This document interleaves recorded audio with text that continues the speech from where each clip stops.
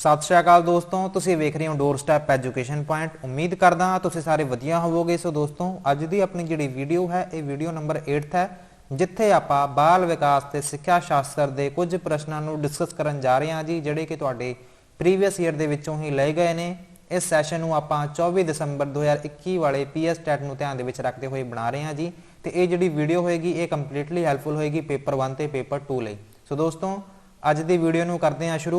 Video शुरू करने तो पहला जेकर तुसी अपने इस चैनल नूं सबसक्राइब हजे भी नहीं किया है तो प्लीज़ इस सबसक्राइब बटन पर क्लिक करके इन्हूं ब्लैक कर दिओ जी। ते नाल एक बैल आइकन भी होएगा, उन्होंने भी प्रेस कर लिओ ताकि कल मैं कोई होर भी वीडियो अपलोड करा तो तुहानूं जिहड़ा नोटिफिकेशन है जी वो नाल दी नाल मिल जाया करे। अदरवाइज तो मैं कोई भी वीडियो अपलोड करा तुहानूं उहदे बारे पता नहीं लगेगा। सो दोस्तों, शुरू करते हैं अज की अपनी वीडियो नूं। ते पहला जिहड़ा प्रश्न है आपां की करांगे जी, पहला आपां पढ़ांगे अंग्रेजी विच प्रश्न, उस तो बाद पढ़ांगे जी आपां पंजाबी विच प्रश्न। फिर उस तो बाद जिहड़ा जवाब है जी वो तुसीं लाइव चैट दे विच देना है। ते कोई होर तुहाडा सजैशन होवे, कोई सवाल ना समझ लग्या होवे, वो लास्ट ते तुसीं कमेंट करके मैनूं वो भी पूछ सकदे हो। ते दोस्तों, वीडियो शुरू करन तो पहला छेती छेती नूं लाइक कर दो जी। ते वेखदे हां जिहड़ा पहला प्रश्न है, the rules for effective teaching made from experiences of teachers and thinkers are called. मतलब यह कि अध्यापकों ਅਤੇ विचारकों के अनुभवों तो बने प्रभावशाली अध्यापन के नियम कहते हैं। मान लो कि कुछ अध्यापक है जी, काफ़ी एक्सपीरियंस अध्यापक है तो जोड़े काफ़ी विचारक है, उन्होंने द्वारा की बनाए जाते हैं जी, उन्होंने द्वारा ना भी कुछ नियम बनाए जाते हैं। की बनाए जाते हैं जी? कुछ रूल्स बनाए जाते हैं। ठीक है जी। क्यों रूल्स बनाए जाते हैं जी? बच्चों को पढ़ाने लई। किहड़े बच्चों को पढ़ाने लई? मतलब कि जिहड़े भी अपने क्लास दे विच बच्चे पढ़ रहे होंदे आ उन्होंने पढ़ाने लई उन्होंने वालों कुछ नियम बनाए जाते हैं कि प्रभावशाली तरीके नाल बच्चों को पढ़ाया जा सके। सो वो जिहड़े नियम्स बनाए जाते हैं, लॉज बनाए जाते हैं, रूल्स बनाए जाते हैं, उन्होंने तुसीं की कहंदे हो कि वो मैथड ऑफ टीचिंग है, जिन्हों तुसीं पंजाबी विच अध्यापन का ढंग कह सकते हो, या फिर वो मैक्सिम्स ऑफ टीचिंग है, अध्यापन के सूत्र कह लो, या फिर टैकनीक्स ऑफ टीचिंग कह सकते हैं, अध्यापन दीयां विधियां, या फिर टीचिंग स्ट्रैटेजीज, अध्यापन नीतियां। सो दोस्तों, इत्थे जवाब की होएगा जी?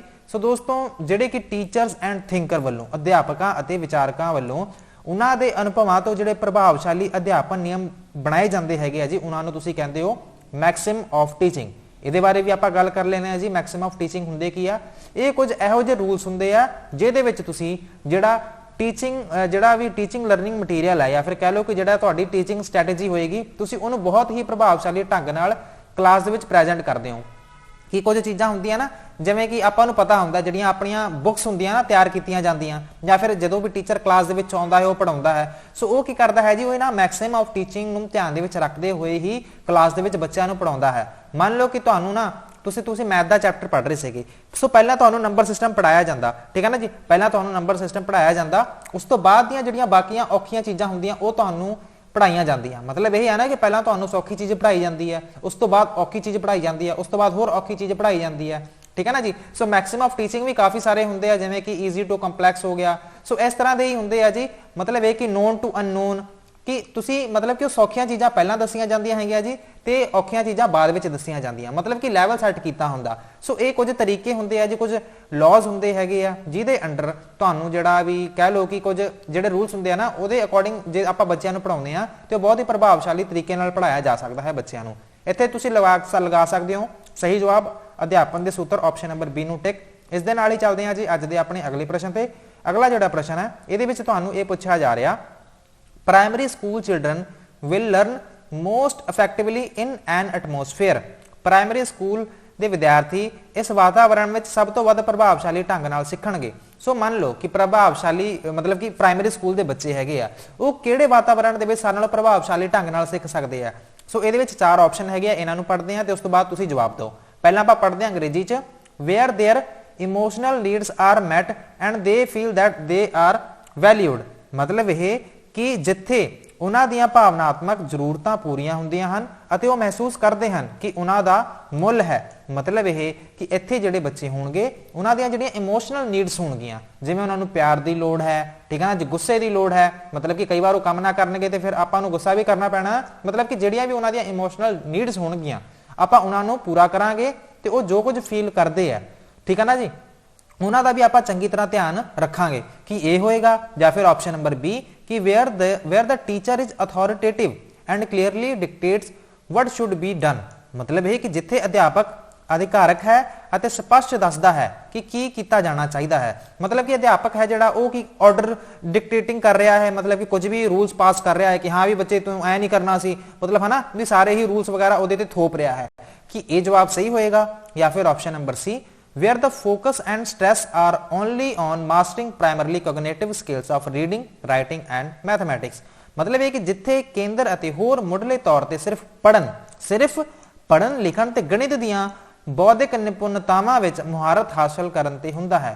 ਇਹਦੇ ਵਿੱਚ ਇਹ ਗੱਲ ਕਹੀ ਜਾ ਰਹੀ ਹੈ ਕਿ ਇਹਦੇ ਵਿੱਚ ਕਹਿੰਦੇ ਕਿ ਪ੍ਰਾਇਮਰੀ ਸਕੂਲ ਦੇ ਜਿਹੜੇ ਬੱਚੇ ਹੈਗੇ ਆ ਉਹਨਾਂ ਨੂੰ ਸਾਰਿਆਂ ਨਾਲੋਂ ਪ੍ਰਭਾਵਸ਼ਾਲੀ ਐਟਮੋਸਫੇਅਰ ਉੱਥੇ ਹੈ ਜਿੱਥੇ ਸਿਰਫ ਤੇ ਸਿਰਫ ਉਹਨਾਂ ਨੂੰ ਮਾਸਟਰੀ ਕਰਨ ਨੂੰ ਕਿਹਾ ਜਾਂਦਾ। ਕਿੱਥੇ ਕਿਹਾ ਜਾਂਦਾ ਜੀ? ਪੜਨ ਤੇ, ਲਿਖਣ ਤੇ ਮੈਥਮੈਟਿਕਲ ਕੈਲਕੂਲੇਸ਼ਨ ਸੋਲਵ ਕਰਨ ਦੇ। ਕਿ ਇਹ ਜਵਾਬ ਹੋ ਸਕਦਾ ਹੈ ਜਾਂ ਫਿਰ option number D where the teacher leads all the learning and expects student to play a passive role। ਸੋ ਦੋਸਤੋ ਦੱਸੋ ਇਹਦਾ ਜਿਹੜਾ ਜਵਾਬ ਹੈ ਜੀ ਉਹ ਕੀ ਸਹੀ ਹੋ ਸਕਦਾ ਹੈ? ਕਿ ਜਿਹੜੇ ਟੀਚਰ ਹੁੰਦੇ ਆ ਜੀ ਲੀਡਸ ਆਲ ਦਾ ਲਰਨਿੰਗ, मतलब कि ਜਿੱਥੇ ਅਧਿਆਪਕ ਸਾਰੀ ਸਿਖਲਾਈ ਦੀ ਅਗਵਾਈ ਕਰਦਾ ਹੈ ਅਤੇ ਵਿਦਿਆਰਥੀਆਂ ਤੋਂ ਉਦਾਸੀਨ ਭੂਮਿਕਾ ਦੀ ਉਮੀਦ ਰੱਖਦਾ ਹੈ। मतलब कि ਬੱਚੇ ਜਿਹੜੇ ਹੋਣਗੇ ਕਹਿਣਗੇ ਕਿ ਟੀਚਰ ਤਾਂ ਵਧੀਆ ਪੜਾਵੇ ਬਟ ਬੱਚਿਆਂ ਦਾ ਜਿਹੜਾ ਰੋਲ ਹੋਏਗਾ ਉਹ ਪਾਸਿਵ ਹੋਏਗਾ। ਬਟ ਹੋਣਾ ਕੀ ਚਾਹੀਦਾ? ਬੱਚਿਆਂ ਦਾ ਜਿਹੜਾ ਰੋਲ ਹੈ ਜੀ ਉਹ ਐਕਟਿਵ ਹੋਣਾ ਚਾਹੀਦਾ ਹੈ। ਸੋ ਦੋਸਤੋ ਸੋਚ ਕੇ ਦੱਸੋ ਜਿਹੜਾ ਤੁਹਾਡਾ ਸਹੀ ਜਵਾਬ ਹੈ ਜੀ ਇਹਦੇ ਵਿੱਚ ਕੀ ਹੋ ਸਕਦਾ ਹੈ। ਸੋ ਉਮੀਦ ਕਰਦਾ ਤੁਸੀਂ ਇਹਦਾ ਜਵਾਬ ਦੇ ਦਿੱਤਾ ਹੋਵੇਗਾ ਜੀ ਤੇ ਮੈਂ ਦੱਸਦਾ ਜੀ ਇਹਦਾ ਜਿਹੜਾ ਸਹੀ ਜਵਾਬ ਹੈ ਜੀ ਉਹ ਹੈ ਆਪਸ਼ਨ ਨੰਬਰ, ਇੱਥੇ ਜਿਹੜਾ ਤੁਹਾਡਾ ਸਹੀ ਜਵਾਬ ਹੋਏਗਾ ਜੀ ਉਹ ਹੋਏਗਾ ਆਪਸ਼ਨ ਨੰਬਰ ਏ। ਠੀਕ ਹੈ ਜੀ, ਆਪਸ਼ਨ ਨੰਬਰ ਏ ਤੁਹਾਡਾ ਸਹੀ ਜਵਾਬ ਕਿਉਂ ਹੋਏਗਾ ਜੀ? ਕਿ ਜਿੱਥੇ ਉਹਨਾਂ ਦੀਆਂ ਭਾਵਨਾਤਮਕ ਜ਼ਰੂਰਤਾਂ ਪੂਰੀਆਂ ਹੁੰਦੀਆਂ ਹਨ ਅਤੇ ਉਹ ਮਹਿਸੂਸ ਕਰਦੇ ਹਨ ਕਿ ਉਹਨਾਂ ਦਾ ਮੁੱਲ ਹੈ। ਸੋ ਦੋਸਤੋ ਜੇਕਰ ਬੱਚਾ ਤੁਹਾਡੇ ਕੋਲ ਕੰਫਰਟੇਬਲ ਫੀਲ ਹੀ ਨਹੀਂ ਕਰ ਰਿਹਾ ਜਾਂ ਫਿਰ ਉਹਦੀਆਂ ਜਿਹੜੀਆਂ ਇਮੋਸ਼ਨਲ ਨੀਡਸ ਹੈਗੀਆਂ, ਭਾਵਨਾਤਮਕ ਜ਼ਰੂਰਤਾਂ ਹੈਗੀਆਂ ਉਹ ਪੂਰੀਆਂ ਨਹੀਂ ਹੋ ਰਹੀਆਂ ਤੇ ਉਹ ਜਿਹੜੇ ਬੱਚੇ ਹੈਗੇ ਆ ਜੀ ਉਹ ਪ੍ਰਭਾਵਸ਼ਾਲੀ ਤਰੀਕੇ ਨਾਲ ਨਹੀਂ ਪੜ ਸਕਦੇ ਕਿਉਂਕਿ ਉਹ ਹੈ ਕਿਹੜੇ ਬੱਚੇ? ਪ੍ਰਾਇਮਰੀ ਸਕੂਲ ਦੇ ਬੱਚੇ ਆ। ਸੋ ਪ੍ਰਾਇਮਰੀ ਸਕੂਲ ਦੇ ਬੱਚਿਆਂ ਨੂੰ ਮੇਨਲੀ ਕਾਹਦੀ ਲੋੜ ਹੁੰਦੀ ਆ? ਵੀ ਇਮੋਸ਼ਨਲ ਉਹਨਾਂ ਦੀਆਂ ਜਿਹੜੀਆਂ ਨੀਡਸ ਹੈਗੀਆਂ ਜੀ ਉਹ ਪੂਰੀਆਂ ਹੋਣ। ਜਦੋਂ ਉੱਥੇ ਕੰਫਰਟੇਬਲ ਫੀਲ ਕਰਨਗੇ ਤੇ ਜਿਹੜਾ ਵੀ ਆਪਾਂ ਉਹਨਾਂ ਨੂੰ ਕੰਮ ਦਵਾਂਗੇ ਸਿਖਾਉਣ ਦਾ ਹੋਵੇ, ਭਾਵੇਂ ਪੜਨ ਦਾ ਹੋਵੇ, ਲਿਖਣ ਦਾ ਹੋਵੇ, ਉਹ ਚੰਗੀ ਤਰ੍ਹਾਂ ਜੀ ਕਰ ਸਕਦੇ ਆ। ਸੋ ਦੋਸਤੋ ਆਪਸ਼ਨ ਨੰਬਰ ਏ ਕੀ ਹੈ ਜੀ ਤੁਹਾਡਾ ਸਹੀ ਜਵਾਬ ਹੈ। ਇਸ ਦੇ ਨਾਲ ਹੀ ਚੱਲਦੇ ਆ ਅੱਜ ਦੇ ਆਪਣੇ ਅਗਲੇ ਪ੍ਰਸ਼ਨ ਤੇ। ਅਗਲੇ ਪ੍ਰਸ਼ਨ ਦੀ ਗੱਲ ਕਰਦੇ ਆ ਜੀ। ਅਗਲੇ ਪ੍ਰਸ਼ਨ ਦੇ ਵਿੱਚ ਪੁੱਛਿਆ ਜਾ ਰਿਹਾ ਹੈ an 8-year-old girl shows exceptional sporting ability, both of her parents are sports person and send her for coaching every day and train her on the weekends. Her capabilities are most likely to be the result of an interaction between। ਸੋ ਦੋਸਤੋ ਇਹਦੇ ਵਿੱਚ ਤੁਹਾਨੂੰ ਕੀ ਪੁੱਛਿਆ ਜਾ ਰਿਹਾ ਹੈ ਕਿ ਇੱਕ 8 ਸਾਲ ਦੀ ਬੱਚੀ ਹੈ, ਅਸੀਮ ਖੇਡ ਕਾਬਲੀਅਤ ਹੈ।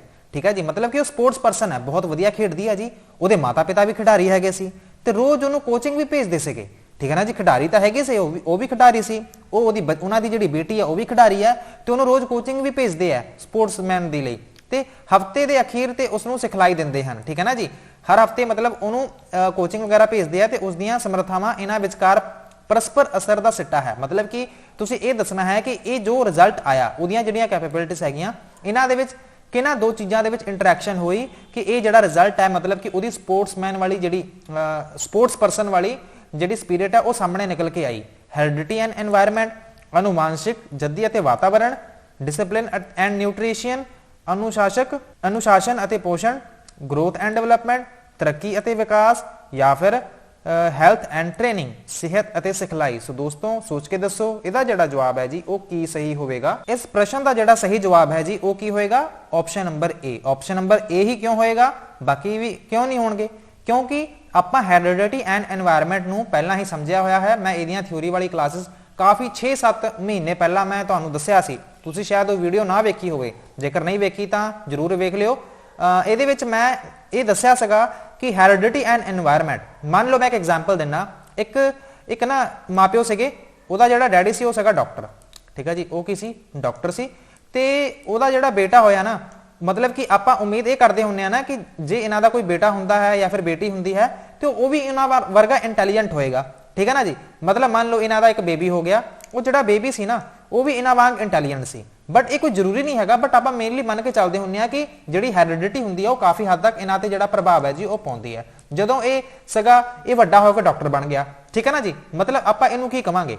ਇਹ ਕਵਾਂਗੇ ਕਿ ਹਾਂ ਜੀ ਹੈਰੀਡਿਟੀ ਵਾਲਾ ਜਿਹੜਾ ਫੈਕਟਰ ਸੀਗਾ ਉਹ ਕਾਫੀ ਹੱਦ ਤੱਕ ਪ੍ਰਭਾਵ ਇਹਨੇ ਪਾਇਆ ਹੈ। ਬਟ ਮੰਨ ਲਓ ਇਹ ਜਿਹੜਾ ਬੱਚਾ ਸੀ ਨਾ ਇਹਨਾਂ ਦਾ, ਇਹ ਜਦੋਂ ਮੈਡੀਕਲ ਦੀਆਂ ਕਲਾਸਿਸ ਲਗਾਉਣ ਜਾਂਦਾ ਸੀ, ਕਿਉਂਕਿ ਇਹਨੇ ਜੇ ਡਾਕਟਰ ਬਣਨਾ ਤੇ 11ਵੀਂ 12ਵੀਂ ਦੇ ਵਿੱਚ ਮੈਡੀਕਲ ਵੀ ਤਾਂ ਪੜ੍ਹਨਾ ਪਏਗਾ ਨਾ। ਸੋ ਇਹ ਜਦੋਂ ਮੈਡੀਕਲ ਦੀਆਂ ਕਲਾਸਾਂ ਲਾਉਣ ਗਿਆ ਤੇ ਉੱਥੇ ਇਹਨੂੰ ਜਿਹੜੇ ਟੀਚਰ ਸੀਗੇ ਉਹ ਨਹੀਂ ਵਧੀਆ ਮਿਲੇ, ਇਹਦੇ ਨਾਲ ਦੇ ਜਿਹੜੇ ਬੱਚੇ ਸੀਗੇ ਇਹਨੂੰ ਪੜ੍ਹਨ ਨਹੀਂ ਦਿੰਦੇ ਸੀਗੇ, ਤੇ ਕੀ ਉਹ ਡਾਕਟਰ ਬਣ ਪਾਏਗਾ?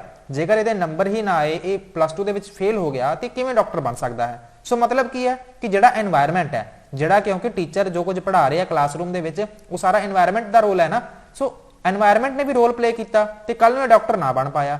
ਠੀਕ ਹੈ ਨਾ ਜੀ। ਮਤਲਬ ਇਹ ਕਿ ਕਿਸੇ ਬੱਚੇ ਦੇ ਵਿਕਾਸ ਤੇ এনवायरमेंट ਤੇ ਹੈਰੀਡਿਟੀ ਦੋਵੇਂ ਹੀ ਜਿਹੜਾ ਪ੍ਰਭਾਵ ਹੈ ਉਹ ਪਾਉਂਦੇ ਆ। ਜਿਵੇਂ ਕਿ ਇੱਥੇ ਐਗਜ਼ਾਮਪਲ ਦਿੱਤੀ ਸੀਗੀ, 8 ਸਾਲ ਦੀ ਜਿਹੜੀ ਬੱਚੀ ਸੀਗੀ, ਇਹਦੇ ਕੋਲ ਸਪੋਰਟਿੰਗ ਐਬਿਲਿਟੀ ਹੈਗੀ ਹੈ। ਠੀਕ ਹੈ ਨਾ ਜੀ। ਕਿਉਂਕਿ ਕੀ ਪਤਾ ਇਹਦੇ ਜਿਹੜੇ ਪੇਰੈਂਟਸ ਹੈਗੇ ਆ ਉਹ ਵੀ ਸਪੋਰਟ ਪਰਸਨ ਸੀਗੇ, ਤੇ ਉਹਨਾਂ ਦੀ ਜਿਹੜੀ ਸਟਰੈਂਥ ਹੈ ਇਸ ਬੱਚੇ ਦੇ ਵਿੱਚ ਟ੍ਰਾਂਸਫਰ ਹੋ ਗਈ ਉਹਦੇ ਬਰਥ ਤੋਂ ਬਾਅਦ। ਬਟ ਜੇਕਰ ਇਹਨੂੰ ਕੋਚਿੰਗ ਭੇਜਦੇ ਹੀ ਨਾ, ਤੇ ਕੀ ਉਹ ਜਿਹੜੀਆਂ ਐਬਿਲਿਟੀ ਸੀਗੀਆਂ ਉਹ ਇੰਪਰੂਵ ਹੋ ਸਕਦੀਆਂ ਸੀ? ਬਿਲਕੁਲ ਨਹੀਂ ਹੋ ਸਕਦੀਆਂ ਸੀਗੀਆਂ। ਸੋ ਕਹਿਣ ਦਾ ਮਤਲਬ ਇਹ ਕਿ ਹੈਰੀਡਿਟੀ ਐਂਡ এনवायरमेंट, ਅਨੁਵਾਂਸ਼ਿਕ ਅਤੇ ਵਾਤਾਵਰਣ ਦੋਵੇਂ ਹੀ ਪ੍ਰਭਾਵਿਤ ਕਰਦੇ ਨੇ ਕਿਸੇ ਦੀ ਗਰੋਥ ਐਂਡ ਡਿਵੈਲਪਮੈਂਟ ਨੂੰ। ਉਮੀਦ ਕਰਦਾ ਤੁਸੀਂ ਇਸ ਪ੍ਰਸ਼ਨ ਨੂੰ ਚੰਗੀ ਤਰ੍ਹਾਂ ਸਮਝ ਗਏ ਹੋਵੋਗੇ।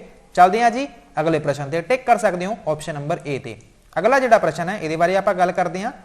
ਵਿਚ of the following are the secondary agent of socialization? ਹੇਠ ਦਿੱਤਿਆਂ ਵਿੱਚੋਂ ਕਿਹੜੇ ਸਮਾਜੀਕਰਨ ਦੇ ਗੁਣ ਮਤਲਬ ਕਿ ਸੈਕੰਡਰੀ ਵੀ ਦੂਜੇ ਨੰਬਰ ਵਾਲੇ ਏਜੰਟ ਹੈਗੇ ਆ? ਸੋ ਦੋਸਤੋ ਪਹਿਲਾਂ ਤਾਂ ਆਪਾਂ ਇਹ ਸਮਝ ਲੈਂਦੇ ਆ ਕਿ ਸੋਸ਼ਲਾਈਜੇਸ਼ਨ ਹੁੰਦਾ ਕੀ ਹੈ, ਸਮਾਜੀਕਰਨ ਹੁੰਦਾ ਕੀ ਹੈ। ਮੰਨ ਲਓ ਵੀ ਤੁਸੀਂ ਨਾ ਸੁਸਾਇਟੀ ਦੇ ਵਿੱਚ ਅਸੈਪਟੈਂਸ ਪਾਉਣੀ ਆ।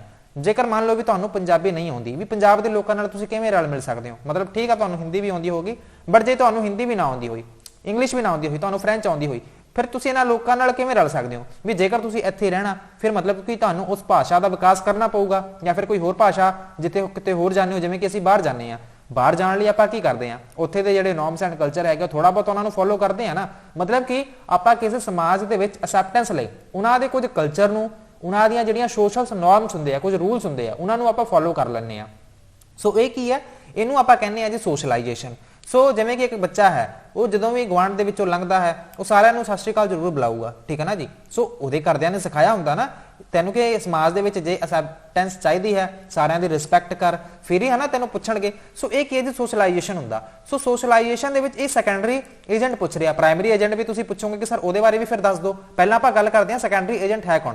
ਫੈਮਿਲੀ ਐਂਡ ਨੇਬਰਹੁਡ, ਪਰਿਵਾਰ ਅਤੇ ਗੁਆਂਢ, ਜਾਂ ਫਿਰ ਸਕੂਲ ਐਂਡ ਨੇਬਰਹੁਡ ਕਿ ਸਕੂਲ ਅਤੇ ਗੁਆਂਢ, ਜਾਂ ਫਿਰ school and immediate family member ਕਿ ਸਕੂਲ ਅਤੇ ਤਤਕਾਲੀ ਪਰਿਵਾਰ ਸਦ, ਜਾਂ ਫਿਰ ਫੈਮਿਲੀ ਐਂਡ ਰਿਲੇਟਿਵਸ ਪਰਿਵਾਰ ਅਤੇ ਰਿਸ਼ਤੇਦਾਰ। ਸੋ ਦੋਸਤੋ ਜੇਕਰ ਮੈਂ ਤੁਹਾਨੂੰ ਇਹਨੂੰ ਸਮਝਾਵਾਂ, ਸੈਕੰਡਰੀ ਜਿਹੜੇ ਏਜੰਟ ਹੁੰਦੇ ਆ ਜੀ ਉਹ ਕੌਣ ਹੁੰਦੇ ਆ?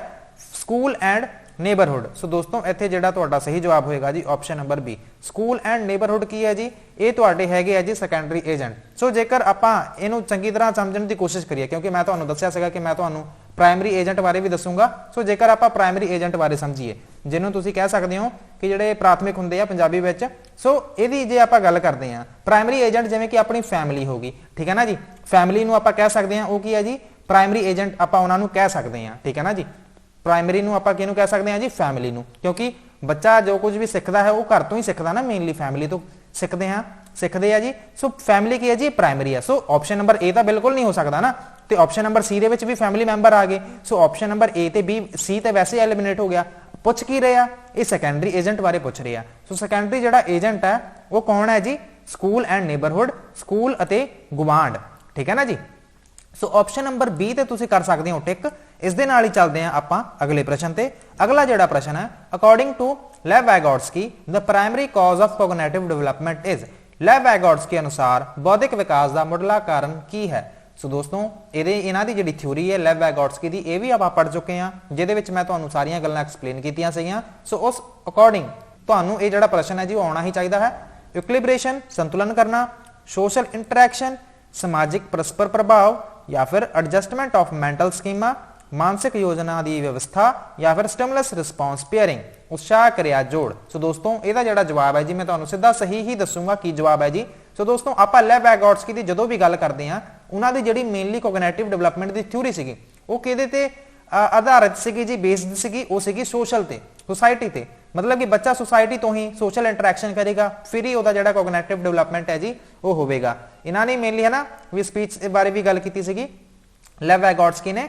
ਸੋ ਉਹ ਤੁਹਾਨੂੰ ਯਾਦ ਹੀ ਹੋਊਗਾ है ना जी। सो ऑप्शन नंबर बी की है जी, ये सही जवाब है। समाजिक परस्पर प्रभाव नाल ही जिहड़ा बच्चा है जी वो सिखदा है। ते मेनली एक प्याजे भी होए आ जी, ਉਹ ਕੀ ਕਹਿੰਦੇ ਸੀਗੇ ਕਿ ਜਿਹੜਾ ਬੱਚਾ ਹੈ ਉਹਦਾ ਡਿਵੈਲਪਮੈਂਟ ਕੀ ਹੁੰਦਾ ਹੈ, ਉਹ ਸਟੇजेस ਦੇ ਵਿੱਚ ਹੁੰਦਾ ਹੈ। ਠੀਕ ਹੈ ਨਾ ਜੀ, ਕੋਈ ਸਟੇਜ ਸਕਿਪ ਨਹੀਂ ਕੀਤੀ ਜਾਂਦੀ, 4 ਭਾਗਾਂ ਦੇ ਵਿੱਚ ਉਹਨਾਂ ਦੀ ਸਟੇजेस ਹੈਗੇ ਆ ਜੀ, ਹੈ ਨਾ।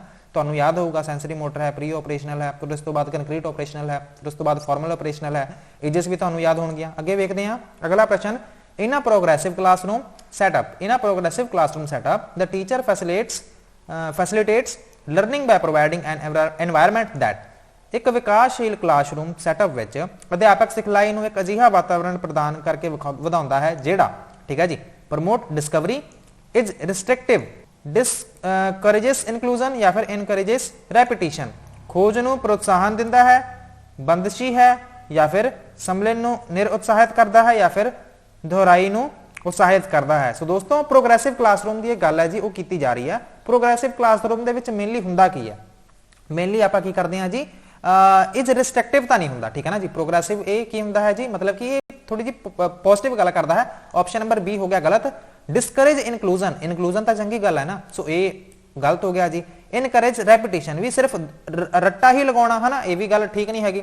ਆਪਸ਼ਨ ਕਿਹੜਾ ਬਚ ਗਿਆ ਜੀ, ਪ੍ਰਮੋਟ ਡਿਸਕਵਰੀ, ਸੋ ਇਹ ਗੱਲ ਬਿਲਕੁਲ ਠੀਕ ਹੈ ਕਿ ਖੋਜ ਨੂੰ ਪ੍ਰੋਤਸਾਹਿਤ ਕਰਦਾ ਹੈ। ਜਿਹੜਾ ਇੱਕ ਵਿਕਾਸਸ਼ੀਲ ਕਲਾਸਰੂਮ ਹੈ ਇਹਨੂੰ ਆਪਾਂ ਕੀ ਕਰਦੇ ਹਾਂ ਜੀ, ਪ੍ਰਮੋਟ ਡਿਸਕਵਰੀ, ਬੱਚਾ ਆਪ ਦੀ ਜਿਹੜੀ ਨੌਲੇਜ ਹੈਗੀ ਆ, ਜਿਹੜੀ ਇਨਫੋਰਮੇਸ਼ਨ ਉਹ ਖੁਦ ਕੰਸਟਰਕਟ ਕਰਦਾ, ਠੀਕ ਹੈ ਨਾ ਜੀ। ਸੋ ਆਪਸ਼ਨ ਨੰਬਰ ਏ ਕੀ ਹੈ ਜੀ, ਇਹ ਤੁਹਾਡਾ ਸਹੀ ਜਵਾਬ ਹੈ। ਡਿਸਕਵਰੀ ਕਰਕੇ ਹੈ ਨਾ, ਆਪ ਦਾ ਜਿਹੜਾ ਵੀ ਹੈ ਕਨਕਲੂਜਨ ਤੇ ਖੁਦ ਹੀ ਆਉਂਦਾ। Option number A is the right answer. ਚੱਲਦੇ ਹਾਂ ਅਗਲੇ ਪ੍ਰਸ਼ਨ ਤੇ। ਅਗਲਾ ਜਿਹੜਾ ਪ੍ਰਸ਼ਨ ਹੈ ਇਹ 2 ਭਾਗਾਂ ਦੇ ਵਿੱਚ ਵੰਡਿਆ ਹੋਇਆ, ਕਿਉਂਕਿ ਇੱਕ ਪੇਜ ਤੇ ਅੰਗਰੇਜ਼ੀ ਦੇ ਵਿੱਚ ਤੇ ਦੂਜੇ ਪੇਜ ਤੇ ਪੰਜਾਬੀ ਵਿੱਚ, ਠੀਕ ਹੈ ਨਾ ਜੀ, ਕਿਉਂਕਿ ਕੁਐਸਚਨ ਕਾਫੀ ਵੱਡਾ ਸੀਗਾ। ਚਲੋ ਮੈਂ ਪੜ੍ਹ ਕੇ ਦੱਸ ਦਿੰਦਾ। A 5-year-old boy talked to himself while trying to fold a t-shirt. Which of the following statement is correct in the context of behavior displayed by the boy?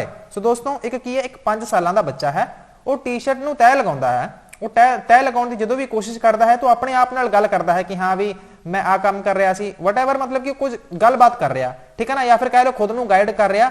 ਤੇ ਉਹ ਕੀ ਕਰ ਰਿਹਾ ਜੀ, ਉਹ ਟੀ-ਸ਼ਰਟ ਨੂੰ ਫੋਲਡ ਕਰ ਰਿਹਾ ਤੇ ਨਾਲ ਨਾਲ ਬੋਲੀ ਜਾ ਰਿਹਾ। ਕਈ ਵਾਰ ਤੁਸੀਂ ਬੱਚੇ ਵੇਖੇ ਹੋਣਗੇ ਕਿ ਨਾ ਵੀ ਉਹ ਮੋਟਰਸਾਈਕਲ ਚਲਾਉਂਦੇ ਹੁੰਦੇ ਆ। ਮੋਟਰਸਾਈਕਲ ਕਹਿਣ ਦਾ ਭਾਵ ਇਹ ਕਿ ਹੱਥ ਨਾਲ ਹੀ ਐਵੇਂ ਚਲਾਉਂਦੇ ਹੁੰਦੇ ਆ, ਬੋਲ ਕੇ ਆਪਦੇ ਹਨਾ ਮੂੰਹ ਨਾਲ ਬੋਲ ਕੇ, ਆਵਾਜ਼ ਹੀ ਕੱਢ ਕੇ। ਸੋ ਇਸ ਤਰ੍ਹਾਂ ਜਦੋਂ ਵੀ ਉਹ ਮੋਟਰਸਾਈਕਲ ਚਲਾਉਂਦੇ ਆ ਹਨਾ, ਜਾਂ ਫਿਰ ਟਰੈਕਟਰ ਵਗੈਰਾ ਚਲਾਉਂਦੇ ਆ ਕਿ ਹਾਂ ਵੀ ਮੇਰੀ ਗੱਡੀ ਆ ਗਈ, ਮੇਰਾ ਟਰੈਕਟਰ ਆ ਗਿਆ, ਤੇ ਉਹ ਜਦੋਂ ਚਲਾਉਂਦੇ ਆ ਤੇ ਆਵਾਜ਼ ਕਰਦੇ ਆ ਕਿ ਹਾਂ ਵੀ ਮੇਰਾ ਟਰੈਕਟਰ ਤਾਂ ਹੁਣ ਹਨਾ ਵੀ ਇਧਰੋਂ ਲੰਘਣ ਲੱਗਿਆ, ਆਹ ਵਾਲੀ ਗਲੀ ਤੋਂ ਵਿੱਚੋਂ ਲੰਘਣ ਲੱਗਿਆ। ਮੈਂ ਜਸਟ ਤੁਹਾਨੂੰ ਇੱਕ ਐਗਜ਼ਾਮਪਲ ਦੇ ਰਿਹਾ।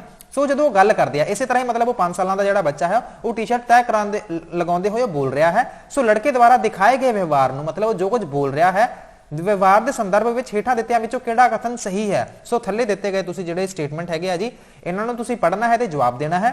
ਪਹਿਲਾਂ ਆਪਾਂ ਇੱਕ ਵਾਰ ਅੰਗਰੇਜ਼ੀ ਚ ਪੜ੍ਹ ਲੈਂਦੇ ਹਾਂ, ਫਿਰ ਦੂਜੀ ਵਾਰ ਪੰਜਾਬੀ ਚ ਪੜ੍ਹ ਲਾਂਗੇ।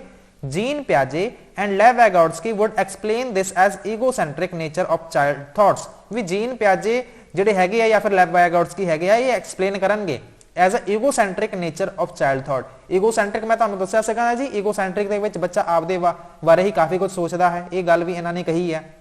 Jean Piaget would explain this as a egocentric speech while Lev Vygotsky would explain this as a child attempt to regulate his action through private speech. ਮਤਲਬ ਕਿ ਜਿਹੜੇ ਜੀਨ ਪਿਆਜੇ ਹੈਗੇ ਆ ਜੋ ਇਹਨੂੰ ਐਕਸਪਲੇਨ ਕਰਦੇ ਆ ਈਗੋਸੈਂਟਰਿਕ ਸਪੀਚ, ਤੇ ਜਿਹੜੇ ਲੈਵ ਵਾਇਗੋਟਸਕੀ ਹੈਗੇ ਆ ਇਹਨੂੰ ਕੀ ਕਹਿੰਦੇ ਆ ਜੀ, ਇੱਕ ਪ੍ਰਾਈਵੇਟ ਸਪੀਚ ਹੈਗੀ ਆ, ਉਹਦੇ ਖੁਦ ਨੂੰ ਐਕਸ਼ਨ ਨੂੰ ਕੰਟਰੋਲ ਕਰਨ ਲਈ। ਜਾਂ ਫਿਰ option number C, jean ਪਿਆਜੇ wood explain this as a social interaction while ਲੈਵ ਵਾਇਗੋਟਸਕੀ wood explain this as an exploration. Jean ਪਿਆਜੇ and ਲੈਵ ਵਾਇਗੋਟਸਕੀ wood explain this as an child attempt to ਇਮੀਟੇਟ his father. ਇੱਕ ਵਾਰ ਆਪਾਂ ਪੰਜਾਬੀ ਚ read ਕਰ ਲੈਂਦੇ ਆ ਇਕੱਲਾ, ਉਸ ਤੋਂ ਬਾਅਦ ਆਪਾਂ ਵੇਖਦੇ ਆ ਦਾ ਕੀ ਜਵਾਬ ਹੋਏਗਾ।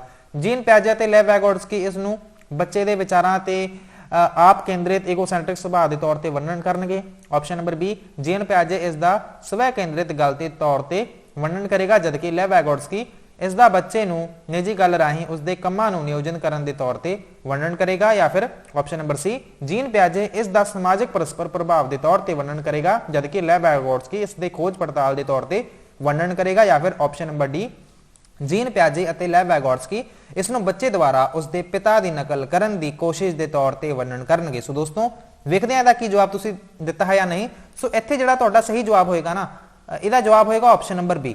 ਆਪਾਂ ਲੈਵ ਵਾਇਗੋਟਸਕੀ ਦੀ ਥਿਊਰੀ ਪੜ੍ਹੀ ਸੀ ਨਾ, ਤੇ ਜੀਨ ਪਿਆਜੇ ਦੀ ਵੀ ਪੜ੍ਹੀ ਸੀਗੀ, ਜਿੱਥੇ ਮੈਂ ਤੁਹਾਨੂੰ ਇਹ ਦੱਸਿਆ ਸੀਗਾ ਕਿ ਜਿਹੜੇ ਜੀਨ ਪਿਆਜੇ ਹੈਗੇ ਆ ਜੋ ਗੱਲ ਕਰਦੇ ਆ ਕਿ ਇਹਨੂੰ ਆਪਾਂ ਈਗੋਸੈਂਟਰਿਕ ਸਪੀਚ ਕਹਿੰਦੇ ਆ, ਬਟ ਲੈਵ ਵਾਇਗੋਟਸਕੀ ਦਾ ਤਾਂ ਤੁਹਾਨੂੰ ਯਾਦ ਹੀ ਹੋਏਗਾ ਨਾ। ਜੇਕਰ ਤੁਹਾਨੂੰ ਇਹਨਾਂ ਦਾ ਵੀ ਯਾਦ ਹੁੰਦਾ ਨਾ, ਤੁਸੀਂ ਇਹਦਾ ਜਵਾਬ ਸਹੀ ਦੇਣਾ ਸੀਗਾ। ਮਤਲਬ ਇਹ ਕਿ ਜਿਹੜੇ ਬੱਚੇ ਹੁੰਦੇ ਆ ਇਹ ਇਸ ਏਜ ਦੇ ਵਿੱਚ ਹਨਾ ਖੁਦ ਦੇ ਐਕਸ਼ਨ ਨੂੰ ਰੈਗੂਲੇਟ ਕਰਨ ਲਈ वो की करते हैं जी खुद नाल मतलब गल्लां करते हैं, ठीक है ना जी। So attempt to regulate his action through private speech, मतलब कहते प्राइवेट स्पीच की जी गल है जी वो की जाती है। तो याद भी होगा लेव वैगोट्स्की ने 3 तरह दी स्पीचेस की गल की जी। एक होंगी है पब्लिक स्पीच, जिवें कि बच्चा वो उच्ची उच्ची बोलता सारे नूं बोल के है ना, जिवें रोंदा है, पानी मंगदा है, दुध मंगदा है, सो वो उच्ची उच्ची बोलता पब्लिक स्पीच दे विच। प्राइवेट स्पीच दे विच वो खुद के एक्शन नूं रेगुलेट करता है। कोई जरूरी नहीं होंदा कि उहदियां कोई गल्लां सुन रहा, कोई सुन भी सकता है, बट वो एक्चुअल विच आपदे आप नाल गल कर रहा हुंदा। तीजी जिहड़ी स्पीच सीगी वो हुंदी सीगी साइलेंट स्पीच, या फिर उहनूं आपां इनर स्पीच भी कह सकते हैं। जदों बच्चा सोचता तो है बहुत कुछ बट वो बोलता किसी नूं नहीं, ठीक है ना जी, दिमाग दे विच उहदे सारा कुछ चल रहा हुंदा। ऑप्शन नंबर तुसीं बी ते लगा सकते हो टिक। ਇਹਦੇ ਵਿੱਚ ਕੀ ਗੱਲ ਲਿਖੀ ਹੋਈ ਹੈ, ਜੀਨ ਪਿਆजे ਇਸ ਦਾ ਸਵੈ ਕੇਂਦਰਿਤ ਗੱਲ ਦੇ ਤੌਰ ਤੇ ਵਰਣਨ ਕਰੇਗਾ, ਜਦਕਿ ਲੈਵ ਵੈਗੋਟਸਕੀ ਇਸ ਦਾ ਬੱਚੇ ਨੂੰ ਨਿੱਜੀ ਗੱਲ ਰਾਹੀਂ ਉਸ ਦੇ ਕੰਮਾਂ ਨੂੰ ਨਿਯੋਜਿਤ ਕਰਨ ਦੇ ਤੌਰ ਤੇ ਵਰਣਨ ਕਰੇਗਾ। ਆਪਸ਼ਨ ਨੰਬਰ ਬੀ ਤੇ ਕਰ ਸਕਦੇ ਹੋ ਟਿਕ। ਇਸ ਦੇ ਨਾਲ ਹੀ ਚੱਲਦੇ ਹਾਂ ਅੱਜ ਦੇ ਆਪਣੇ ਅਗਲੇ ਪ੍ਰਸ਼ਨ ਤੇ। ਅਗਲਾ ਜਿਹੜਾ ਪ੍ਰਸ਼ਨ ਹੈ ਜੀ, at lower classes play way method of teaching is based on, ਵੀ ਹੇਠਲੀਆਂ ਜਮਾਤਾਂ ਵਿੱਚ ਅਧਿਆਪਨ ਦੇ ਪਲੇ ਵੇ ਢੰਗ ਆਧਾਰਿਤ ਹੈ। Theory of physical education programme, principle of method of teachings, psychological principle of development and growth, या फिर सोशोलॉजिकल प्रिंसिपल ऑफ टीचिंग। शारीरिक सिक्ख्या प्रोग्रामां दे सिद्धांत ते, अध्यापन दीआं विधियां दे सिद्धांत ते, विकास अते तरक्की दे मनोविग्यानिक सिद्धांत ते, या फिर ऑप्शन नंबर डी अध्यापन दे समाजिक सिद्धांत ते। सो दोस्तों इत्थे जिहड़ा तुहाडा सही जवाब होएगा जी वो की है जी, ऑप्शन नंबर पहला तुसीं दसो की होएगा जी। सो मैं दसदा इत्थे जिहड़ा तुहाडा सही जवाब होएगा जी option number C psychological principle of development and growth. ਇਹਦੇ ਵਿੱਚ ਕੀ ਪੁੱਛਿਆ ਗਿਆ ਹੈ ਜੀ, ਛੋਟੀਆਂ ਕਲਾਸਾਂ ਦੇ ਵਿੱਚ ਪਲੇ ਵੇ ਮੈਥਡ, ਠੀਕ ਹੈ ਨਾ ਜੀ, मतलब कि ਖੇਡ ਰਾਹੀਂ ਖੇਡ ਵਿਧੀ, ਵੀ ਜਿਹਦੇ ਵਿੱਚ ਬੱਚੇ ਜੋ ਕੁਝ ਵੀ ਪੜਨ ਉਹ ਕੀ ਕਰਨ ਜੀ, ਖੇਡ ਵਿਧੀ ਰਾਹੀਂ ਪੜਨ, मतलब कि ਉਹਨਾਂ ਨੂੰ ਇੰਜੋਏ ਕਰਨ, ਜੋ ਕੁਝ ਵੀ ਉਹ ਸਿੱਖਣਗੇ ਪੜਨਗੇ ਉਹ मतलब कि ਉਹ ਇੰਜੋਏ ਕਰਦੇ ਕਰਦੇ ਸਿੱਖਣ। ਸੋ ਦੋਸਤੋ ਇਹਦੇ ਵਿੱਚ ਜਿਹੜਾ ਬੱਚਾ ਹੋਏਗਾ, ਠੀਕ ਹੈ ਨਾ ਜੀ, ਜਿਹੜਾ ਬੇਬੀ ਹੈ ਉਹ मतलब कि ਛੋਟਾ ਜਿਹੜਾ ਬੱਚਾ ਹੈ ਉਹ ਜਿਹੜਾ ਕਿ ਪ੍ਰਾਇਮਰੀ ਸਕੂਲ ਦਾ ਬੱਚਾ ਹੈ ਉਹ ਜਦੋਂ ਪਲੇ ਵੇ ਮੈਥਡ ਨਾਲ ਆਪਾਂ ਉਹਨੂੰ ਕਰਾਂਗੇ ਨਾ, ਮਤਲਬ ਪੜਾਵਾਂਗੇ, ਤੇ ਉਹ ਬਹੁਤ ਹੀ ਚੰਗੀ ਤਰੀਕੇ ਨਾਲ ਚੀਜ਼ਾਂ ਨੂੰ ਗ੍ਰਾਸਪ ਕਰੇਗਾ, ਸਿੱਖੇਗਾ। ਸੋ ਇਹ ਜਿਹੜਾ ਵੇ ਬਣਾਇਆ ਗਿਆ ਹੈ ਨਾ ਪਲੇ ਵੇ ਮੈਥਡ, ਵੈਸੇ ਤੁਹਾਨੂੰ ਪਤਾ ਹੀ ਹੋਗਾ ਫਰੈਡਰਿਕ ਫਰੋਬਲ ਦੁਆਰਾ ਦਿੱਤਾ ਗਿਆ ਸੀਗਾ, ਕੱਲ ਵੀ ਆਪਾਂ ਗੱਲ ਕੀਤੀ ਸੀਗੀ। ਇਹ ਸਾਈਕੋਲੋਜੀਕਲ ਪ੍ਰਿੰਸੀਪਲ ਆਫ ਡਿਵੈਲਪਮੈਂਟ ਤੇ ਆਧਾਰਿਤ ਹੁੰਦਾ ਹੈ, ਗਰੋਥ ਤੇ, ਵਿਕਾਸ ਅਤੇ ਤਰੱਕੀ ਦੇ ਮਨੋਵਿਗਿਆਨ ਸਿਧਾਂਤ ਤੇ ਇਹ ਆਧਾਰਿਤ ਹੁੰਦਾ ਹੈ। ਆਪਸ਼ਨ ਨੰਬਰ ਸੀ ਨੂੰ ਕਰ ਸਕਦੇ ਹੋ ਟਿਕ ਜੀ, ਤੇ ਇਸ ਦੇ ਨਾਲ ਹੀ ਚੱਲਦੇ ਹਾਂ ਅੱਜ ਆਪਾਂ ਅਗਲੇ ਪ੍ਰਸ਼ਨ ਤੇ। ਆਪਸ਼ਨ ਨੰਬਰ ਸੀ ਨੂੰ ਕਰ ਲਿਓ ਟਿਕ। ਅਗਲੇ ਪ੍ਰਸ਼ਨ ਨੂੰ ਵੇਖਦੇ ਹਾਂ ਜੀ। अगला जिहड़ा प्रश्न है ਇਹਦੇ ਵਿੱਚ ਤੁਹਾਨੂੰ ਇਹ ਪੁੱਛਿਆ ਜਾ ਰਿਹਾ ਹੈ, a boy of 4th grade with visual deficiency should be, दृष्टि घाट वाले 4th जमात ਦੇ ਇੱਕ ਲੜਕੇ ਨੂੰ, ਇੱਕ ਬੱਚਾ ਹੈਗਾ ਜੀ ਉਹ 4ਥੀ ਕਲਾਸ ਦੇ ਵਿੱਚ ਪੜ੍ਹਦਾ ਹੈ, ਉਹਨੂੰ ਵੇਖਣ ਦੇ ਵਿੱਚ ਸਮੱਸਿਆ ਆਉਂਦੀ ਹੈ, ਮਤਲਬ ਮੰਨ ਕੇ ਚੱਲੋ ਵੀ ਉਹਦੀਆਂ ਅੱਖਾਂ ਦੇ ਵਿੱਚ ਪ੍ਰੋਬਲਮ ਹੋ ਸਕਦੀ ਆ। ਸੋ ਉਹਦੀ ਗੱਲ ਕੀਤੀ ਜਾ ਰਹੀ ਹੈ should be excluded to do lower level of work, ਵੀ ਕੰਮ ਦੇ ਹੇਠਲਾ ਪੱਧਰ ਕਰਨ ਲਈ ਉਹਨੂੰ ਕੱਢ ਦੇਣਾ ਚਾਹੀਦਾ ਹੈ, ਜਾਂ ਫਿਰ option number B helped with his routine work by parents and friend, ਵੀ ਉਸ ਦੇ ਨਿਯਮਿਤ ਕੰਮਾਂ ਵਿੱਚ ਮਾਤਾ ਪਿਤਾ ਅਤੇ ਦੋਸਤਾਂ ਦੁਆਰਾ ਮਦਦ ਦੇਣੀ ਚਾਹੀਦੀ ਹੈ, ਜਾਂ ਫਿਰ option number C treated normally in the classroom and provide support through audio CDs, ਮਤਲਬ ਕਿ ਇਹ ਕਿ ਜਮਾਤ ਵਿੱਚ ਸਧਾਰਨ ਢੰਗ ਨਾਲ ਵਤੀਰਾ ਕੀਤਾ ਜਾਣਾ ਚਾਹੀਦਾ ਹੈ ਤੇ ਆਡੀਓ ਸੀਡੀ ਰਾਹੀਂ ਸਹਿਯੋਗ ਦਿੱਤਾ ਜਾਣਾ ਚਾਹੀਦਾ ਹੈ, ਜਾਂ ਫਿਰ option number D gives special treatment in the classroom, ਵੀ ਉਹਨੂੰ ਜਮਾਤ ਵਿੱਚ ਵਿਸ਼ੇਸ਼ ਵਿਵਹਾਰ ਹੋਣਾ ਚਾਹੀਦਾ ਹੈ। ਠੀਕ ਹੈ ਜੀ। ਸੋ ਦੋਸਤੋ ਦੱਸੋ ਕੀ ਜਵਾਬ ਹੋਏਗਾ ਜੀ।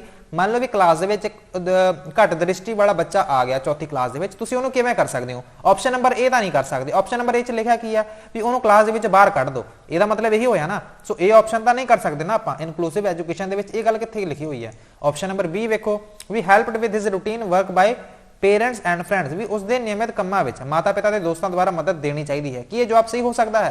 कुछ हद तक आप मान लें, बट जेकर तुम ऑप्शन नंबर सी नूं वेखदे हो, treated normally in the classroom and provide support through audio CDs. So ये गल ठीक है ना भी ਇਹਦੇ ਵਿੱਚ ਕੀ ਕਰਦੇ ਆ ਬੱਚੇ, ਇਹਨਾਂ ਦੇ ਜਿਹੜੇ ਟੀਚਰ ਹੈਗੇ ਆ ਉਹਨਾਂ ਨੂੰ ਸਧਾਰਨ ਢੰਗ ਨਾਲ ਹੀ ਉਹਨਾਂ ਨਾਲ ਬਿਹੇਵ ਕਰ ਰਹੇ ਆ। ਸੋ ਉਹਨਾਂ ਨੂੰ ਕੀ ਹੋਊਗਾ ਜੀ, ਤਰਸਯੋਗ ਹਾਲਤ ਨਹੀਂ ਹੋਣੀ ਉਹਨਾਂ ਦੀ, ਮਤਲਬ ਕਿ ਕੋਈ ਉਹਨਾਂ ਨੂੰ ਵਿਚਾਰੇ ਵਾਲੀਆਂ ਨਿਗਾਹ ਨਾਲ ਨਹੀਂ ਵੇਖੂਗਾ। ਠੀਕ ਹੈ ਨਾ ਜੀ, मतलब कि उन्होंने सारे नाल लैके चलणगे, उन्होंने नॉर्मल ट्रीट किया जाऊगा कि हाँ भी तुसीं साडे वर्गे ही हो। सो इहदे नाल उन्होंने होर भी ऑडियो जिहड़ा सपोर्ट है, जिवें कि उन्होंने चलो समस्या हैगी है बट आपां उन्होंने कुछ एड्स तां प्रोवाइड करवा सकते हैं ना, जिन्हां दे थ्रू वो जिहड़ा आपदा लैसन वो याद कर सकण, पढ़ सकण, ग्रास्प कर सकण। सो ऑप्शन नंबर सी की है जी, ये तुहाडा सही जवाब है भी जमात विच सधारण ढंग नाल वतीरा किया जाना चाहिए है अते ऑडियो सीडी राहीं सहयोग दिता जाना चाहिए है। ऑप्शन नंबर सी की है जी, ये तुहाडा सही जवाब है। इस दे नाल ही चलते हैं अगले प्रश्न ते। The insight theory of learning was first proposed by, सिक्ख्या दे इनसाइड सिद्धांत दा सब तो पहला प्रतिपादन किया गया सी, ਇਹ ਦੱਸੋ ਕਿ ਇਹ ਜਿਹੜਾ ਹੈਗਾ ਜਿਹੜੀ ਥਿਊਰੀ ਸੀਗੀ ਕਿਹਦੇ ਦੁਆਰਾ ਦਿੱਤੀ ਗਈ ਸੀਗੀ। ਇਹਦੇ ਵਿੱਚ ਮੈਂ ਕੁਝ ਐਕਸਪਲੇਨ ਨਹੀਂ ਕਰੂੰਗਾ ਬਟ ਸਿੱਧਾ ਦੱਸੂਗਾ ਵੀ ਇਹ ਥਿਊਰੀ ਕਿਹਦੇ ਦੁਆਰਾ ਦਿੱਤੀ ਗਈ ਸੀਗੀ। ਵੁਲਫਗੈਂਗ ਕੋਲਰ, BF ਸਕਿਨਰ, ਜੋਰਮਸ ਬਰੂਨਰ ਜਾਂ ਫਿਰ जीन पियाजे। जीन पियाजे ने ਕੋਗਨੀਟਿਵ ਡਿਵੈਲਪਮੈਂਟ ਦੀ ਥਿਊਰੀ ਦਿੱਤੀ ਹੈਗੀ ਜੀ, ਠੀਕ ਹੈ ਨਾ ਜੀ। ਤੇ ਵੁਲਫਗੈਂਗ ਜਿਹੜੇ ਕੋਲਰ ਹੈਗੇ ਆ ਇਹਨਾਂ ਨੇ ਦਿੱਤੀ ਆ ਇਨਸਾਈਡ ਥਿਊਰੀ ਆਫ ਲਰਨਿੰਗ। ਸੋ ਤੁਸੀਂ ਲਗਾ ਸਕਦੇ ਹੋ ਆਪਸ਼ਨ ਨੰਬਰ A ਤੇ ਟਿਕ। ਸੋ ਇਹ ਜਿਹੜਾ ਤੁਹਾਡਾ ਜਵਾਬ ਹੈ ਜੀ ਇਹ ਬਿਲਕੁਲ ਹੀ ਸਹੀ ਹੈ ਕਿ ਸਿੱਖਿਆ ਦੇ ਇਨਸਾਈਡ ਸਿਧਾਂਤ ਦਾ ਸਭ ਤੋਂ ਪਹਿਲਾਂ ਜਿਹੜਾ ਪ੍ਰਤੀਪਾਦਨ ਕੀਤਾ ਗਿਆ ਸੀਗਾ ਉਹ ਵੁਲਫਗੈਂਗ ਕੋਲਰ ਦੁਆਰਾ ਕੀਤਾ ਗਿਆ ਸੀਗਾ। BF ਸਕਿਨਰ ਬਾਰੇ ਆਪਾਂ ਕੱਲ ਵੀ ਗੱਲ ਕੀਤੀ ਸੀਗੀ ਕਿ ਇਹਨਾਂ ਨੇ ਆਪਰੈਂਟ ਕੰਡੀਸ਼ਨਿੰਗ ਦੀ ਜਿਹੜੀ ਥਿਊਰੀ ਹੈ ਜੀ ਉਹ ਦਿੱਤੀ ਸੀਗੀ। Option number A is the right answer. Punjabi ਵਿੱਚ ਤੁਸੀਂ A ਤੇ ਟਿਕ ਕਰ ਸਕਦੇ ਹੋ। ਚੱਲਦੇ ਹਾਂ ਜੀ ਅਗਲੇ ਪ੍ਰਸ਼ਨ ਤੇ। ਅਗਲਾ ਜਿਹੜਾ ਪ੍ਰਸ਼ਨ ਹੈ, development is never ending process, this idea is associated with. ਵਿਕਾਸ ਕਦੇ ਨਾ ਖਤਮ ਹੋਣ ਵਾਲੀ ਕਿਰਿਆ ਹੈ। ਇਹ ਵਿਚਾਰ ਸੰਬੰਧਿਤ ਹੈ principle of interrelation, principle of continuity, principle of integration, principle of interaction. ਪਰਸਪਰ ਸੰਬੰਧ ਦੇ ਸਿਧਾਂਤ ਨਾਲ, ਨਿਰੰਤਰਤਾ ਦੇ ਸਿਧਾਂਤ ਨਾਲ, ਏਕੀਕਰਨ ਦੇ ਸਿਧਾਂਤ ਨਾਲ ਜਾਂ ਫਿਰ ਪਰਸਪਰ ਪ੍ਰਭਾਵ ਦੇ ਸਿਧਾਂਤ ਨਾਲ। ਸੋ ਦੋਸਤੋ ਇਹਦਾ ਮੈਂ ਤੁਹਾਨੂੰ ਸਹੀ ਜਵਾਬ ਦੱਸੂਗਾ ਜੀ। ਇਹਦਾ ਜਿਹੜਾ ਸਹੀ ਜਵਾਬ ਹੈ ਆਪਸ਼ਨ ਨੰਬਰ B ਵੀ ਪ੍ਰਿੰਸੀਪਲ ਆਫ ਕੰਟੀਨਿਊਟੀ। ਮਤਲਬ ਕਿ ਜਿਹੜਾ ਡਿਵੈਲਪਮੈਂਟ ਹੈ ਜੀ ਉਹ ਕਦੇ ਵੀ ਖਤਮ ਹੋਣ ਵਾਲੀ ਨਾ ਕਿਰਿਆ ਹੈਗੀ ਆ, ਮਤਲਬ ਕਿ ਉਹ ਚੱਲਦੀ ਹੀ ਰਹਿੰਦੀ ਹੈ, ਠੀਕ ਹੈ ਨਾ ਜੀ। ਡਿਵੈਲਪਮੈਂਟ ਕੀ ਹੈ ਜੀ, ਇਹ ਚੱਲਦੀ ਹੀ ਰਹਿੰਦੀ ਹੈ। ਗਰੋਥ ਇੱਕ ਟਾਈਮ ਤੇ ਆ ਕੇ ਰੁਕ ਜਾਂਦੀ ਹੈ ਬਟ ਜਿਹੜੀ ਡਿਵੈਲਪਮੈਂਟ ਹੈ ਉਹ ਹੁੰਦੀ ਹੀ ਰਹਿੰਦੀ ਹੈ, ਠੀਕ ਹੈ ਨਾ ਜੀ। ਕਦੇ ਵੀ ਖਤਮ ਨਾ ਹੋਣ ਵਾਲੀ ਕਿਰਿਆ ਹੈਗੀ ਆ। ਆਪਸ਼ਨ ਨੰਬਰ B ਕੀ ਹੈ ਜੀ, ਇਹ ਤੁਹਾਡਾ ਸਹੀ ਜਵਾਬ ਹੈ। B ਨੂੰ ਕਰ ਸਕਦੇ ਹੋ ਟਿਕ। ਇਸ ਦੇ ਨਾਲ ਹੀ ਚੱਲਦੇ ਹਾਂ ਅੱਜ ਦੇ ਆਪਾਂ ਅਗਲੇ ਪ੍ਰਸ਼ਨ ਤੇ। ਅਗਲਾ ਪ੍ਰਸ਼ਨ ਹੈ ਜਿਹੜਾ which of the following will foster creativity among learner। ਇਹਨਾਂ ਦੇ ਵਿੱਚੋਂ ਕਿਹੜਾ ਮਤਲਬ ਕਹਿ ਲਓ ਸਿੱਖਿਆਰਥੀ ਵਿੱਚ ਰਚਨਾਤਮਕਤਾ ਨੂੰ ਵਧਾਏਗਾ। ਸੋ ਦੋਸਤੋ ਪੜ੍ਹ ਕੇ ਦੱਸੋ ਕੀ ਜਵਾਬ ਹੋਏਗਾ ਜੀ। Teaching the students the practical value of good education, ਮਤਲਬ ਕਿ ਜਿਹੜੇ ਵਿਦਿਆਰਥੀ ਹੋਣਗੇ ਉਹਨਾਂ ਨੂੰ ਚੰਗੀ ਸਿੱਖਿਆ ਦਾ ਪ੍ਰਯੋਗੀ ਮੁੱਲ ਪੜਾਉਣਾ। ਜਾਂ ਫਿਰ option number B providing opportunity to question and nurture the innate talents of every learner, ਮਤਲਬ ਕਿ ਹਰੇਕ ਸਿੱਖਿਆਰਥੀ ਨੂੰ ਪ੍ਰਸ਼ਨ ਪੁੱਛਣ ਅਤੇ ਅੰਦਰੂਨੀ ਪ੍ਰਤਿਭਾ ਵਿੱਚ ਨਿਖਾਰ ਦੇ ਅਵਸਰ ਪ੍ਰਦਾਨ ਕਰਨਾ। ਜਾਂ ਫਿਰ option number C emphasizing achievements goal from the beginning of school life, ਕਿ ਸਕੂਲ ਜੀਵਨ ਦੇ ਆਰੰਭ ਤੋਂ ਹੀ ਪ੍ਰਾਪਤੀ ਉਦੇਸ਼ਾਂ ਤੇ ਜ਼ੋਰ ਦੇਣਾ। ਜਾਂ ਫਿਰ option number D coaching student for good marks in examination, ਵਿਦਿਆਰਥੀਆਂ ਨੂੰ ਇਮਤਿਹਾਨ ਵਿੱਚ ਚੰਗੇ ਅੰਕਾਂ ਲਈ ਕੋਚਿੰਗ ਦੇਣਾ। ਸੋ ਦੋਸਤੋ ਸੋਚ ਕੇ ਦੱਸੋ ਇਹਦਾ ਜਿਹੜਾ ਜਵਾਬ ਹੋਏਗਾ ਜੀ ਕੀ ਹੋ ਸਕਦਾ ਹੈ। ਜੇਕਰ ਤੁਸੀਂ ਲਰਨਰ ਦੇ ਵਿੱਚ ਜਿਹੜੇ ਕਿ ਸਟੂਡੈਂਟ ਹੈਗੇ ਆ ਜੀ ਸਿੱਖਿਆਰਥੀਆਂ ਦੇ ਵਿੱਚ ਜੇਕਰ ਤੁਸੀਂ ਕ੍ਰੀਏਟਿਵਿਟੀ ਕ੍ਰੀਏਟ ਕਰਨਾ ਚਾਹੁੰਦੇ ਹੋ, ਵਧਾਉਣਾ ਚਾਹੁੰਦੇ ਹੋ, ਤੁਸੀਂ ਕੀ ਕਰੋਗੇ।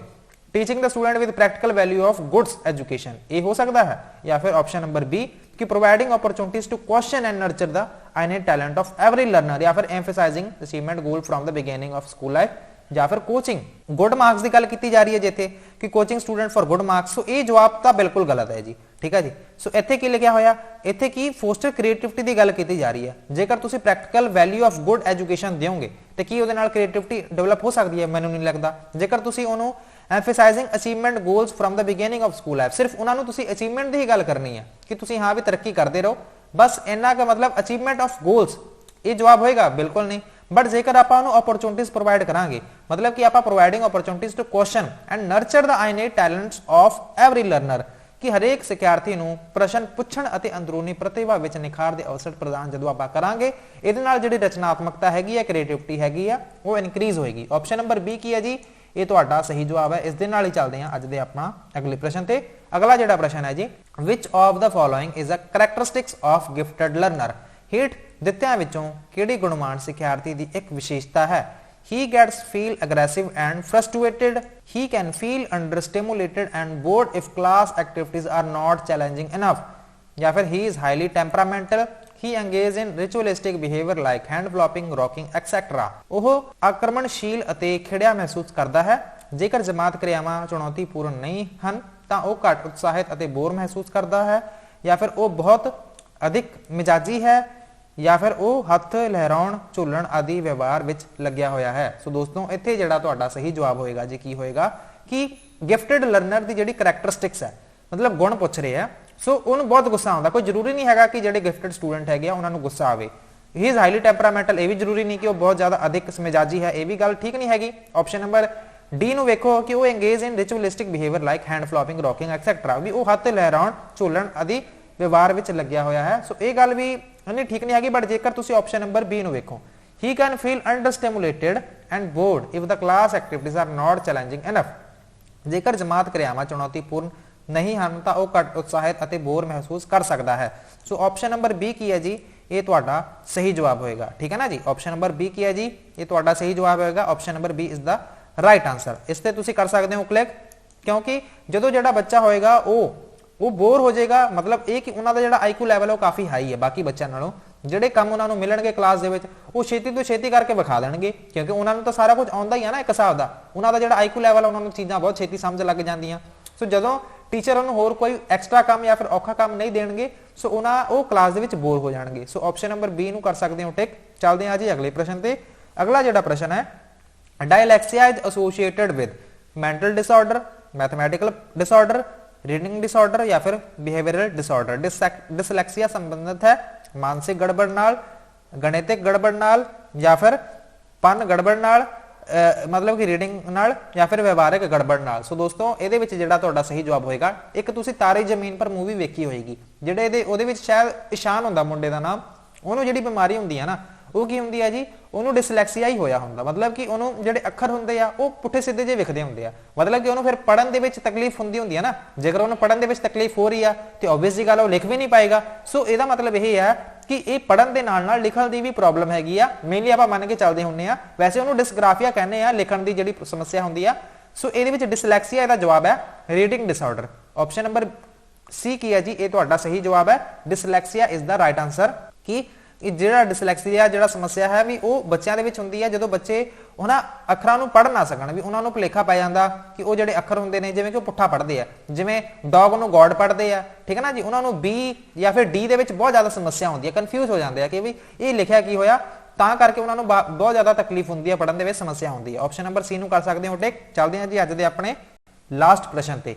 ਲਾਸਟ ਪ੍ਰਸ਼ਨ ਦੇ ਵਿੱਚ ਤੁਹਾਨੂੰ ਇਹ ਪੁੱਛਿਆ ਜਾ ਰਿਹਾ, ਰੋਬਿਨ ਨਾਮ ਦਾ ਕੋਈ ਬੱਚਾ ਹੈ ਨਾ, ਵੀ ਰੋਬਿਨ ਜਿਹੜੀ ਘਰ ਜ਼ਿਆਦਾ ਨਹੀਂ ਬੋਲਦੀ, ਇੱਕ ਕੁੜੀ ਹੈ, ਠੀਕ ਹੈ ਜੀ, ਇੱਕ ਗਰਲ ਚਾਈਲਡ ਹੈ ਜੋ ਬਹੁਤੇ ਘਰੇ ਤਾਂ ਬਹੁਤਾ ਬੋਲਦੀ ਨਹੀਂ, ਬਟ ਸਕੂਲੇ ਆ ਕੇ ਬਹੁਤ ਗੱਲਾਂ ਕਰਦੀ ਹੈ। ਉਹਦੇ ਨਾਲ ਕੀ ਆਪਾਂ ਨੂੰ ਪਤਾ ਲੱਗਦਾ ਕਿ ਰੋਬਿਨ ਜਿਹੜੀ ਘਰੇ ਜ਼ਿਆਦਾ ਨਹੀਂ ਬੋਲਦੀ, ਸਕੂਲ ਵਿੱਚ ਬਹੁਤ ਬੋਲਦੀ ਹੈ। ਇਹ ਵਿਖਾਉਂਦਾ ਹੈ the school provide opportunity to children to talk a lot, ਵੀ ਮਤਲਬ ਕਿ ਜਿਹੜਾ ਸਕੂਲ ਹੈ ਉਹ ਬੱਚਿਆਂ ਨੂੰ ਕਾਫੀ ਜ਼ਿਆਦਾ ਬੋਲਣ ਦੇ ਅਵਸਰ ਪ੍ਰਦਾਨ ਕਰਦਾ ਹੈ। ਜਾਂ ਫਿਰ option number B, teacher demand that children should talk a lot at school. Teacher demand ਵੀ ਅਧਿਆਪਕ ਮੰਗ ਕਰਦੇ ਹਨ ਕਿ ਬੱਚਿਆਂ ਨੂੰ ਜ਼ਿਆਦਾ ਬੋਲਣਾ ਚਾਹੀਦਾ ਹੈ। ਜਾਂ ਫਿਰ ਆਪਸ਼ਨ ਨੰਬਰ ਸੀ ਕਿ she does not like her home at all, ਵੀ ਉਹਨੂੰ ਆਪਦਾ ਘਰ ਪਸੰਦ ਨਹੀਂ ਹੈਗਾ।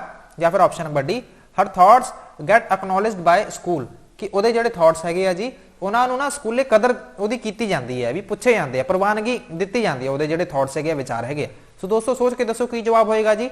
ਸਕੂਲ ਪ੍ਰੋਵਾਈਡ ਉਹਨੂੰ ਓਪਰਚੁਨਿਟੀ ਕਰਦੇ ਆ, ਮਤਲਬ ਕਿ ਘਰੇ ਉਹਨੂੰ ਬੋਲਣ ਦਾ ਮੌਕਾ ਬਿਲਕੁਲ ਨਹੀਂ ਮਿਲਦਾ। ਸੋ ਇਹ ਗੱਲ ਤਾਂ ਨਹੀਂ ਠੀਕ ਹੈਗੀ, ਕਿਉਂਕਿ ਘਰੇ ਵੀ ਉਹਨੂੰ ਬੋਲਣ, ਕਿਉਂਕਿ ਘਰੇ ਤਾਂ ਉਹਦੇ ਘਰਦੇ ਆ। ਸੋ ਇਹ ਗੱਲ ਤਾਂ ਹੋਊਗੀ ਨਹੀਂ ਕਿ ਉਹਨੂੰ ਘਰੇ ਬੋਲਣ ਦਾ ਮੌਕਾ ਨਾ ਮਿਲਦਾ ਹੋਵੇ। ਆਪਸ਼ਨ ਨੰਬਰ ਬੀ ਦੇ ਵਿੱਚ ਲਿਖਿਆ ਹੋਇਆ ਕਿ teacher demand that children should talk a lot at school, ਇਹ ਵੀ ਠੀਕ ਨਹੀਂ ਲੱਗ ਰਿਹਾ। ਆਪਸ਼ਨ ਨੰਬਰ ਸੀ ਵੇਖੋ ਵੀ she does not like her home at all, ਵੀ ਕਿਹਨੂੰ ਆਪਦਾ ਘਰ ਨਹੀਂ ਪਸੰਦ ਹੁੰਦਾ, ਇਹ ਵੀ ਗੱਲ ਨਹੀਂ ਠੀਕ ਹੈਗੀ ਜੀ। ਬਟ ਜੇਕਰ ਤੁਸੀਂ ਆਪਸ਼ਨ ਨੰਬਰ ਡੀ ਵੇਖਦੇ ਹੋ ਕਿ ਹਰ ਥਾਟਸ ਗੈਟ ਐਕਨੋਲੇਜਡ ਐਟ ਸਕੂਲ, ਵੀ ਉਹਦੇ ਜਿਹੜੇ ਵਿਚਾਰ ਹੈਗੇ ਆ ਉਹਨਾਂ ਨੂੰ ਸਕੂਲ ਵਿੱਚ ਵਿਖੇ ਪ੍ਰਵਾਨਗੀ ਪ੍ਰਾਪਤ ਹੁੰਦੀ ਹੈ, ਰਿਸਪੈਕਟ ਮਿਲਦੀ ਹੈ, ਉਹਦੇ ਵਿਚਾਰਾਂ ਨੂੰ ਸੁਣਿਆ ਜਾਂਦਾ, ਗੱਲਾਂ ਨੂੰ ਸੁਣਿਆ ਜਾਂਦਾ, ਠੀਕ ਹੈ ਨਾ ਜੀ। ਸੋ ਆਪਸ਼ਨ ਨੰਬਰ ਡੀ ਤੁਹਾਡਾ ਸਹੀ ਜਵਾਬ ਹੈ ਜੀ, ਇਹਨੂੰ ਤੁਸੀਂ ਕਰ ਸਕਦੇ ਹੋ ਟਿਕ। ਇਸ ਦੇ ਨਾਲ ਹੀ ਅੱਜ ਦਾ ਜਿਹੜਾ ਸੈਸ਼ਨ ਹੈ ਜੀ ਉਹ ਖਤਮ ਹੁੰਦਾ ਹੈ, ਤੇ ਉਮੀਦ ਮੈਂ ਇਹੀ ਕਰੂੰਗਾ ਕਿ ਤੁਸੀਂ ਸੈਸ਼ਨ ਨੂੰ ਇੰਜੋਏ ਜ਼ਰੂਰ ਕੀਤਾ ਹੋਊਗਾ। ਜੇਕਰ ਇੰਜੋਏ ਕੀਤਾ ਹੈ ਤਾਂ ਲਾਈਕ ਕਰ ਦਿਓ ਜੀ, ਤੇ ਚੈਨਲ ਨੂੰ ਨਹੀਂ ਹਜੇ ਸਬਸਕ੍ਰਾਈਬ ਕੀਤਾ ਤੇ ਸਬਸਕ੍ਰਾਈਬ ਕਰਨਾ ਤੁਹਾਡਾ ਬਣਦਾ ਹੈ ਜੀ। ਤੇ ਆਪਦੇ ਦੋਸਤਾਂ ਨੂੰ ਵੀ ਇਹ ਜਿਹੜੀ ਵੀਡੀਓ ਹੈ ਇਹ ਜ਼ਰੂਰ ਸ਼ੇਅਰ ਕਰਿਆ ਕਰੋ, ਸਪੋਰਟ ਕਰਿਆ ਕਰੋ। ਤੇ ਦੋਸਤੋ ਇਸੇ ਨਾਲ ਹੀ ਆਪਾਂ ਵੀਡੀਓ ਨੂੰ ਕਰਦੇ ਹਾਂ ਖਤਮ। Thank you so much for watching. God bless you.